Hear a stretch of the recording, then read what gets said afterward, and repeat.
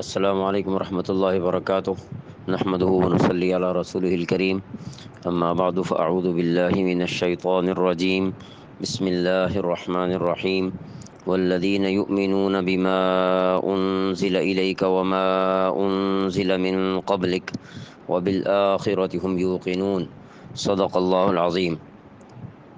آج ہم اپنے کلپس کی ابتدا سورۃ البقرہ کی آیت نمبر 4 سے کریں گے۔ والذین، اور وہ لوگ جو، یا ہم یوں بھی کہہ سکتے ہیں اور جو لوگ یؤمنون ایمان رکھتے ہیں،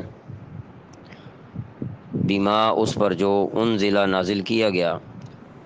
یہ لفظ نازل، اس کے لیے آپ نے شان نزول کا لفظ سنا ہوگا، اسی طرح انزال کا لفظ بھی آتا ہے۔ یہ لفظ نزلہ جو ہمارے ہاں بولا جاتا ہے، اس کی بھی بنیاد اصل میں یہی ہے، الیک کا آپ کی طرف۔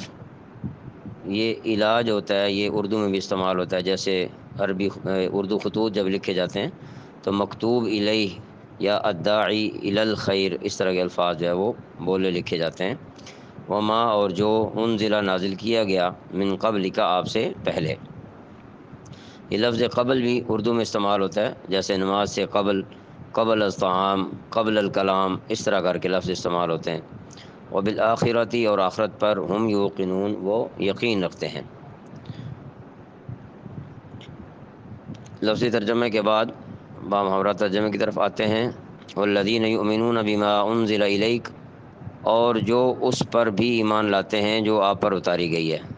اس پر سے مراد وحی الہی ہے، اور یقیناً یہاں پہ مراد قرآن کریم ہے۔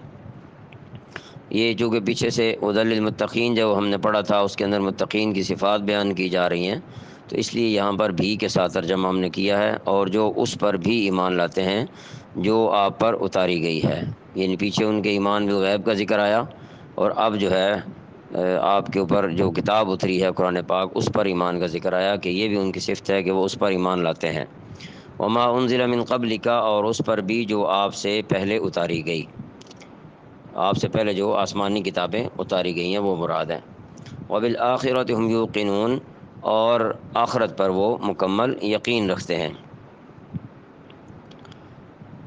آسمانی کتابوں پر ایمان کے حوالے سے ہم کچھ بات کرتے ہیں کہ آپ صلی اللہ علیہ وسلم پر قرآن کریم نازل ہوا، اور آپ صلی اللہ علیہ وسلم سے پہلے والی کتابوں کو اللہ تعالیٰ کی طرف سے نازل کردہ ہم مانتے ہیں کہ اللہ تعالیٰ نے ہی وہ نازل فرمائیں، اور صحیح اور درست حالت میں نازل فرمائیں، لیکن بعد میں قرآن کریم سے قبل جو کتابیں ہیں ان میں ان کے ماننے والوں نے تبدیلی کر دی، اس کے الفاظ اور معانی جو ہے وہ تبدیل کر دیے، اپنی طرف سے باتیں اس کے اندر شامل کر دیں، اور اس پر گواہ جو ہے وہ قرآن کریم ہے، جس کا تذکرہ انشاءاللہ آئندہ کسی موقع پر آ جائے گا۔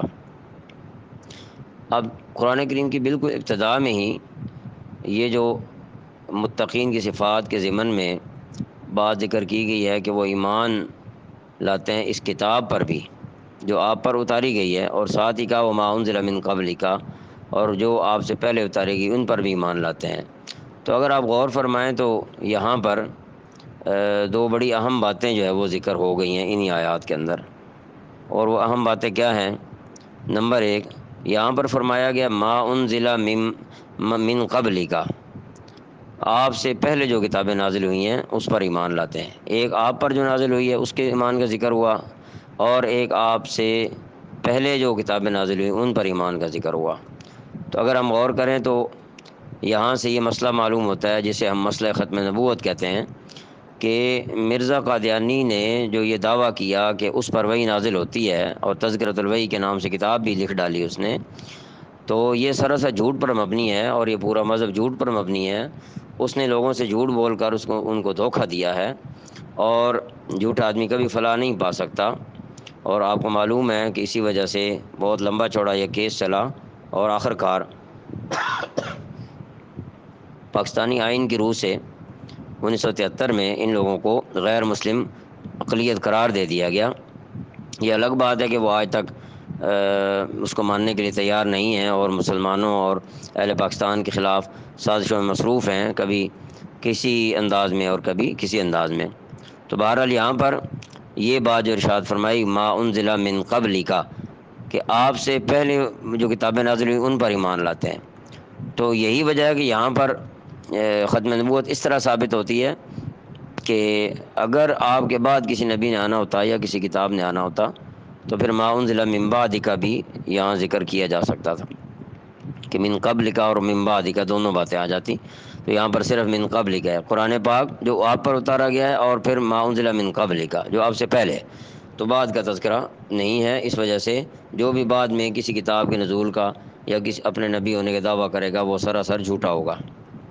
دوسری بات یہ ہے کہ اگر کسی نبی نے علیہ السلام نے حضور صلی اللہ علیہ وسلم کے بعد تشریف لانا ہی ہوتا تو جہاں حضرت عیسیٰ علیہ السلام سے حضور صلی اللہ علیہ وآلہ وسلم کے تشریف لانے کی خوشخبری دلوائی گئی، جیسے کہ سورۃ الصف کے اندر آتا ہے وَإِذْ قَالَ عِيسَى ابْنُ مَرْيَمَ يَا بَنِي إِسْرَائِيلَ إِنِّي رَسُولُ اللَّهِ إِلَيْكُمْ مُصَدِّقًا لِمَا بَيْنَ يَدَيَّ مِنَ التَّوْرَاةِ.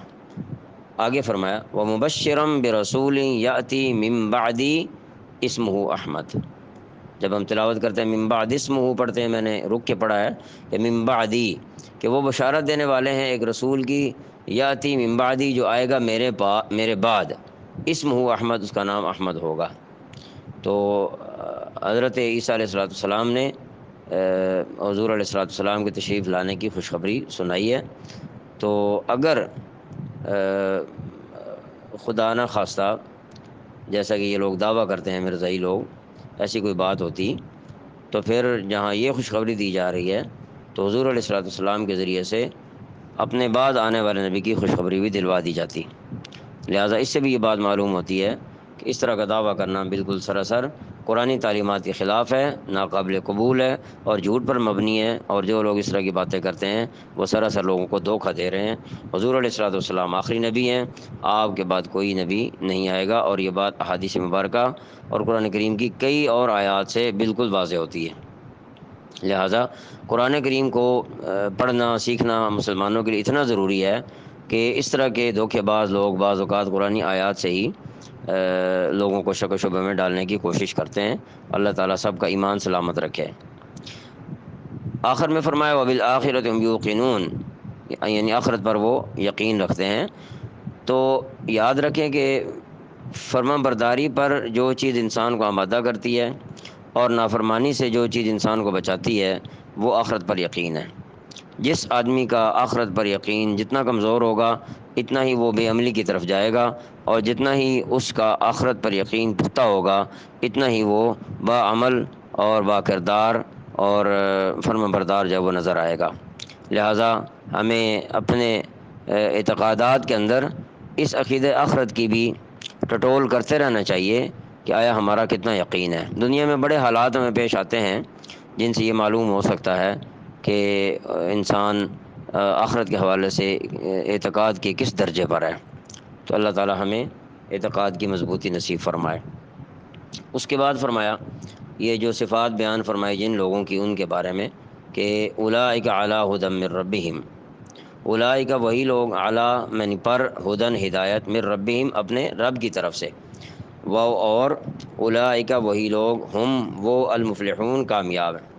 یہ مفلحون جو ہے یہ فلاح کا لفظ استعمال ہوتا ہے اردو میں عام طور پر، فلاح و بہبود اور فلاحی ادارے اس طرح کے لفظ استعمال ہوتے رہتے ہیں. تو ترجمہ یہ ہوگا کہ یہ ہیں وہ لوگ جو اپنے پروردگار کی طرف سے صحیح راستے پر ہیں.